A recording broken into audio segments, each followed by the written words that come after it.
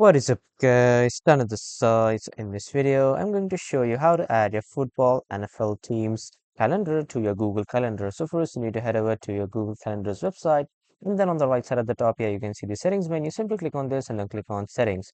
After clicking on settings here, you just simply need to scroll down, and then you need to click on add calendar, and from here you need to click on browse calendars of interest, and after that here you will see all the calendars, and from here you need to hover to the sports section and then click on football. And after clicking on football here you can see the NFL Net National Football League. You can just simply click on this ones, and then you can add calendars according to your vision requirements by just simply checking these check boxes. After that, as you can see, the calendar has been created, and it is just simply fetching the events in the background. And after that, when it already fetches the events in the background, it will be added to your Google Calendar. So this is how you can add it. That was all for this video, everyone. Thank you for watching.